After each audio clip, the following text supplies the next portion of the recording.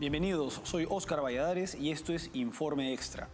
El gobierno de Gustavo Petro en Colombia ha fracasado estrepitosamente en sus negociaciones de paz con el grupo narcoterrorista del ELN, el llamado Ejército de Liberación Nacional. En los últimos días han muerto, producto de la violencia terrorista, unas 80 personas en la región de Catatumbo, lo que ha ocasionado el desplazamiento de 32.000 personas en lo que constituye una innegable crisis humanitaria. Vamos con el informe. La violencia desatada en la región del Catatumbo, en el noreste de Colombia, ha obligado el desplazamiento de 32.000 personas, según reportó la defensora del pueblo, Iris Marín, en un comunicado el martes.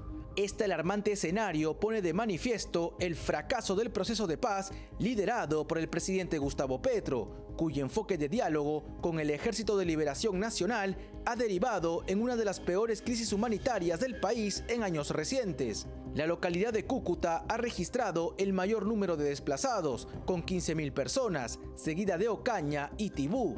Desde el inicio de los enfrentamientos el jueves pasado, se reportan al menos 80 muertos, entre ellos 5 firmantes del acuerdo de paz con las FARC, mientras las cifras de desaparecidos y víctimas crecen día a día. En respuesta a la escalada de violencia, Petro declaró el estado de conmoción interior y suspendió las negociaciones con el ELN, calificando sus acciones como criminales. Sin embargo, esta medida llega tarde para los miles de civiles afectados, atrapados entre los enfrentamientos de la guerrilla y otros grupos armados, en una región caracterizada por el narcotráfico y la ausencia del Estado. Mientras tanto, organismos internacionales como la ONU han expresado su profunda preocupación. El secretario general, Antonio Guterres, pidió un alto inmediato a las agresiones y la Oficina del Alto Comisionado para los Derechos Humanos en Colombia denunció asesinatos, desapariciones y desplazamientos forzados, urgiendo a los actores armados a respetar el derecho internacional humanitario. El fracaso del modelo de paz total de Petro deja al Catatumbo sumido en una crisis que evidencia la incapacidad de su administración para controlar el territorio y garantizar la seguridad de su población. La región de Catatumbo se ubica en el departamento del norte de Santander, que es una región, una zona ubicada en Colombia, en el noreste de Colombia. Y bueno, concretamente la región de Catatumbo tiene una población de 250.000 habitantes que, de acuerdo con las Naciones Unidas, tiene sus necesidades básicas insatisfechas, y más aún en las zonas rurales, donde el 50% de la población tiene pues situaciones precarias de vida. Por otra parte, esta región hasta la primera mitad del siglo XX fue una región petrolera, y en los años 70 empieza pues a verse afectada por el conflicto armado interno de Colombia con la aparición del Ejército Popular de Liberación. No confundir con el Ejército de Liberación Nacional. El Ejército Popular de Liberación era una organización terrorista de inspiración maoísta, se les conocía como los Pelusos. Y en los 70 ya el Ejército de Liberación Nacional se impone como el grupo subversivo predominante en esta región, a través, en buena medida, de la infiltración en sindicatos de trabajadores petroleros. Es a inicios de los años 80 en que aparecen fuerzas pues, de las FARC que empiezan a disputarse este territorio con el Ejército de Liberación Nacional. Concretamente, las FARC establecen el llamado Frente 33 en esta zona, que desde hace bastante tiempo pues, constituye un adversario como grupo subversivo del Ejército de Liberación Nacional. Ahora, en los años 80, a fines de los años 80, empieza el cultivo de coca en esta región, lo que exacerba los conflictos y la violencia. Y para el año 2023 tenemos que en la región de Catatumbo hay más de 43 hectáreas de sembríos de coca. Por otra parte, el conflicto que se ha desatado, este baño de sangre reciente, se da como motivo del enfrentamiento entre el Ejército de Liberación Nacional y el Frente 33, que es esta disidencia de las FARC, que está comandada por alias Richard Suárez, quien es uno de los firmantes de los acuerdos de paz del año 2016. El Ejército de Liberación Nacional lo culpa pues, de la situación que ha llevado actualmente a la muerte pues, de unas 80 personas en pocos días y al desplazamiento de 32.000 colombianos.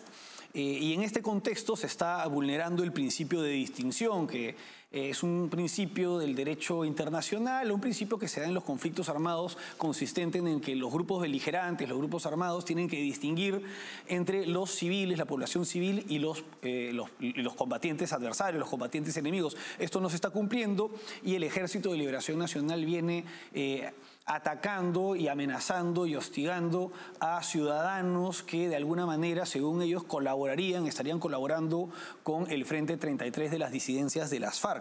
Ahora bien, con motivo pues, de este enfrentamiento, como lo hemos señalado, han fallecido más de 80 personas y hay 32.000 desplazados, lo que ha llevado al gobierno de Gustavo Petro a suspender las negociaciones de paz y a reactivar las órdenes de captura contra los 31 mandos del Ejército de Liberación Nacional que estaban participando en estas negociaciones de paz.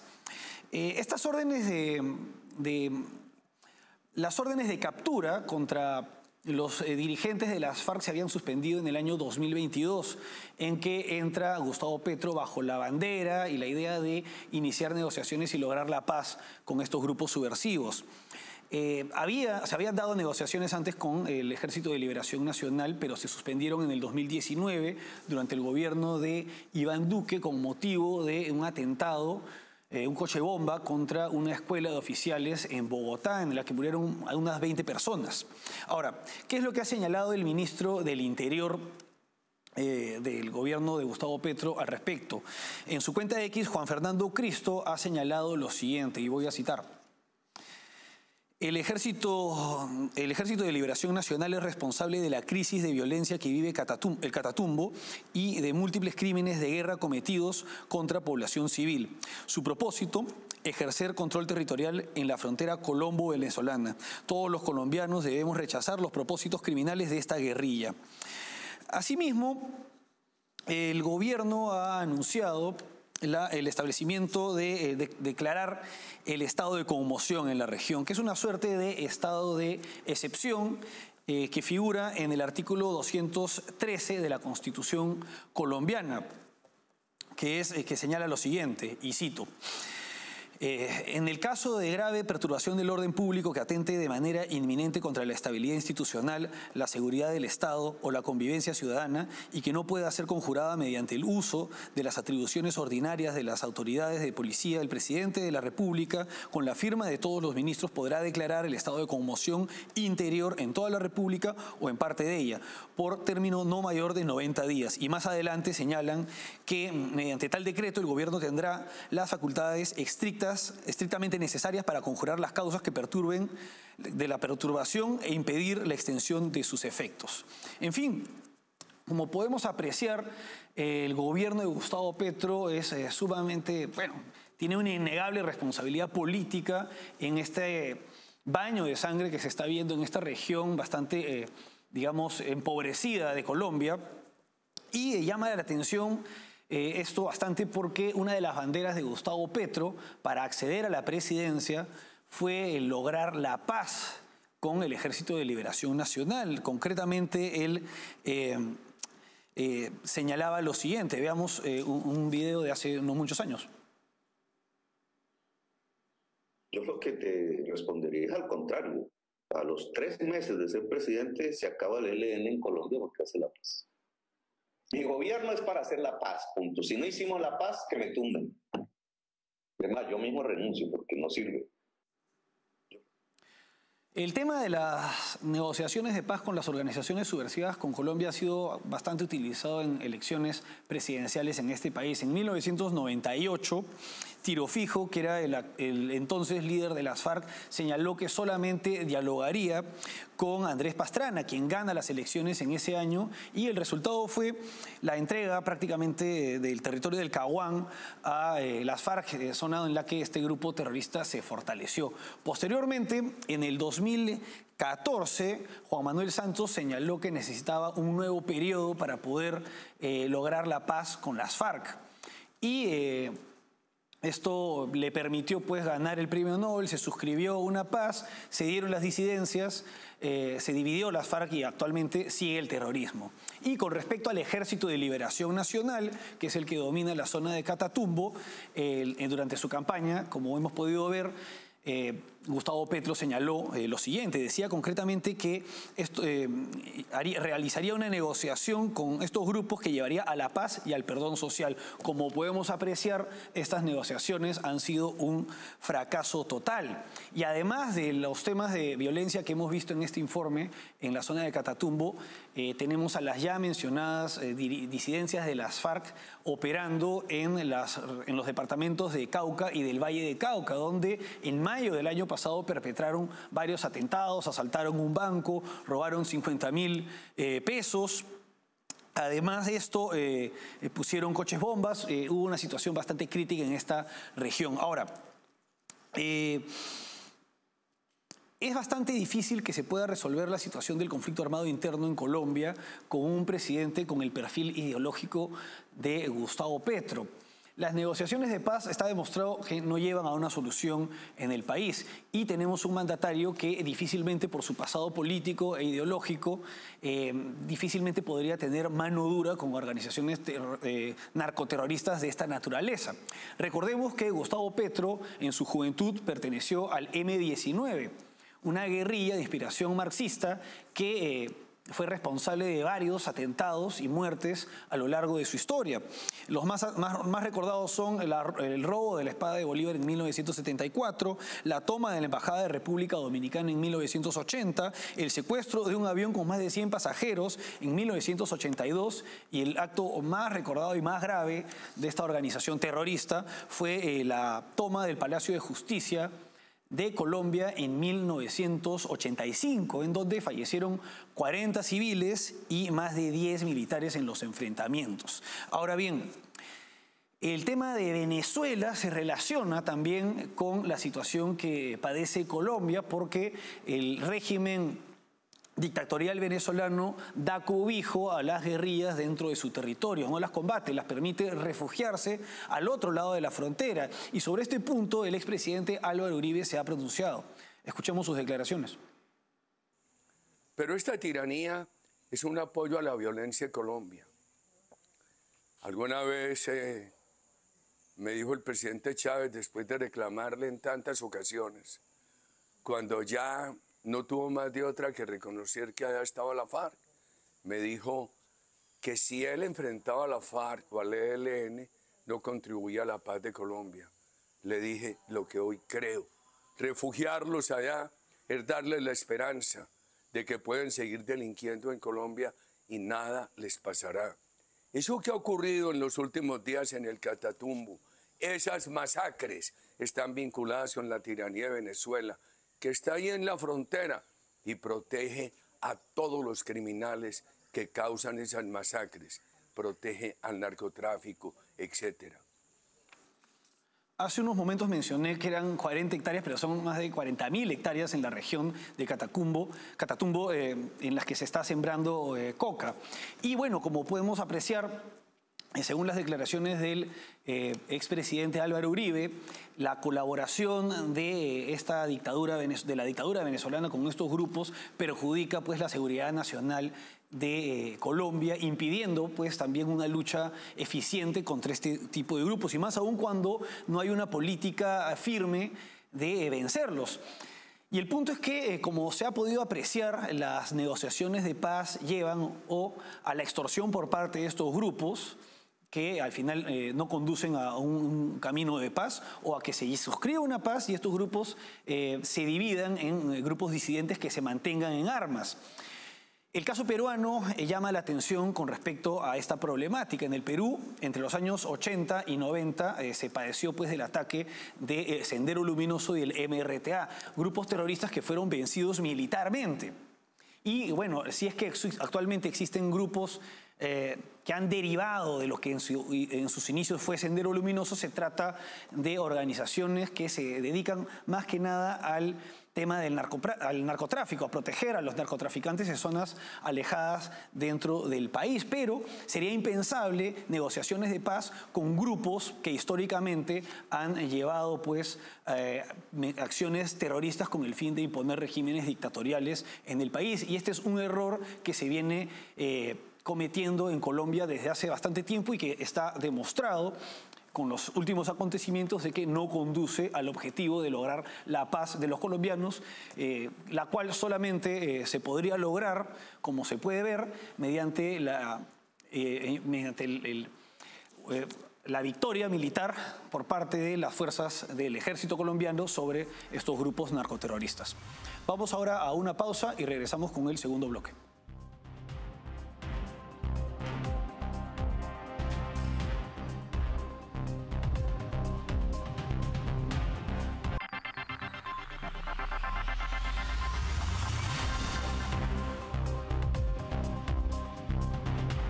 Seguimos en Informe Extra. El gobierno de Donald Trump ha reintegrado a Cuba en la lista de estados patrocinadores del terrorismo. Como se sabe, el gobierno saliente de Joe Biden hace tan solo unos días, poco antes de salir de la Casa Blanca, retiró a Cuba de esta lista. Vamos con el informe. El presidente de Estados Unidos, Donald Trump, inició su segundo mandato con una contundente decisión, restituida a Cuba en la lista de estados patrocinadores del terrorismo, revirtiendo la concesión otorgada días antes por Joe Biden. La medida, anunciada el 20 de enero, expone las contradicciones de la dictadura castrista de Miguel Díaz-Canel, que intentó justificar las penurias económicas de la isla culpando a las políticas estadounidenses, mientras continúa reprimiendo a su población y colaborando con otras dictaduras regionales.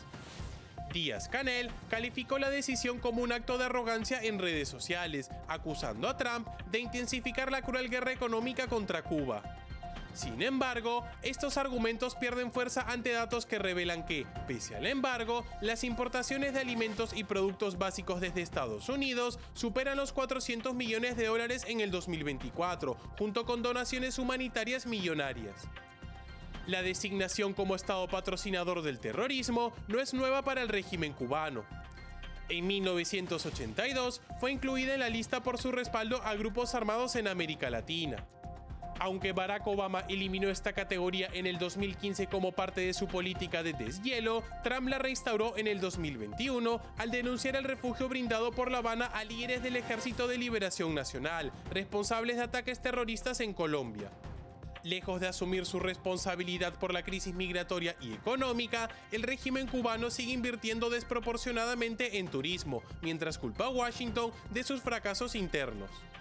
La decisión de Trump, respaldada por las continuas violaciones de derechos humanos y el apoyo de Cuba a otros regímenes autoritarios, subraya el aislamiento internacional de una dictadura incapaz de ofrecer soluciones reales a su pueblo. Bueno, la lista de estados patrocinadores del terrorismo pertenece al Departamento de Estado de Estados Unidos, que es el equivalente al Ministerio de Relaciones Exteriores, hoy a cargo de Marco Rubio, nombrado por Donald Trump, quien es el primer jefe del secretario de Estado de origen hispano y además es de origen cubano. Él fue senador por Florida y como tal conoce pues la realidad de de la gran población de origen cubano que existe en Florida, que es en buena medida gente que ha tenido que partir de esta isla por las condiciones pues, de un régimen que además de ser dictatorial y empobrecedor, patrocina históricamente a organizaciones terroristas. Como se recuerda, a pocos días antes de que Joe Biden culminara su mandato, decidió retirar de la lista de estados patrocinadores del terrorismo a la dictadura cubana, con el objetivo de que se lograra la liberación de más de 500 presos políticos. Esto se logró con la mediación del Vaticano y el apoyo a favor de Cuba de gobiernos de izquierda como el de Brasil, el de Colombia y el de España, también el de Canadá. Ahora, la dictadura ha cerrado el año pasado con unos 1.161 presos políticos, de acuerdo con la ONG Prisoner Defenders, por lo cual alrededor de la mitad han salido gracias al acuerdo de la administración anterior.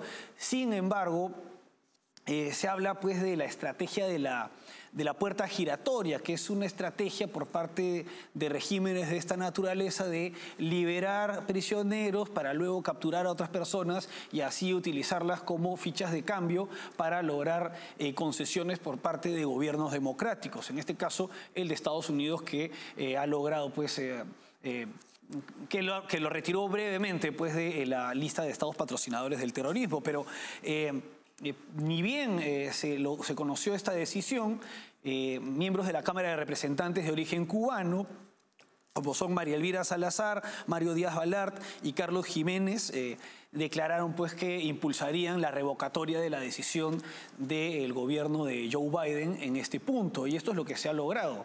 Se ha retirado a los pocos días a Cuba, se ha reincorporado a los pocos días a Cuba dentro de esta lista. Un país que históricamente ha apoyado a organizaciones subversivas y terroristas bajo el nombre de guerrillas y que han sembrado pues el terror y el miedo en diversos países de Hispanoamérica.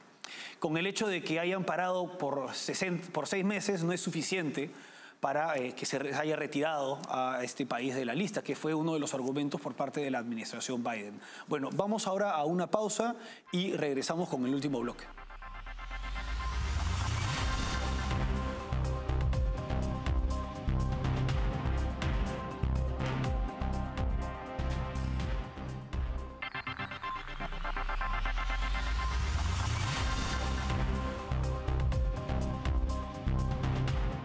Seguimos en Informe Extra. El presidente del gobierno de España, Pedro Sánchez, ha sugerido la posibilidad de que España colabore con una fuerza de paz en la guerra de Ucrania, en un contexto en el que Donald Trump viene expresando bastantes críticas por la falta del cumplimiento de gasto en defensa por parte de los miembros de la OTAN. En este contexto, de acuerdo con el acuerdo de la OTAN, deberían estar destinando el 2% de su Producto Bruto Interno a defensa. Sin embargo, en promedio, estos países vienen aportando alrededor del 1.9%. Y en el caso de España, se ha aumentado en un 70%, pero aún no se llega al 2%. Y además Donald Trump señala que el gasto destinado debería ser incluso del 5%. Estados Unidos destina más del 3% a defensa, mientras que Rusia, que es la principal amenaza, destina un 9% en defensa. Bastante. Ahora bien, en una entrevista reciente a Donald Trump, mientras estaba firmando órdenes ejecutivas, se le preguntó, un periodista de España le preguntó por la visión que tenía de España y Donald Trump señaló que era un miembro de los BRICS.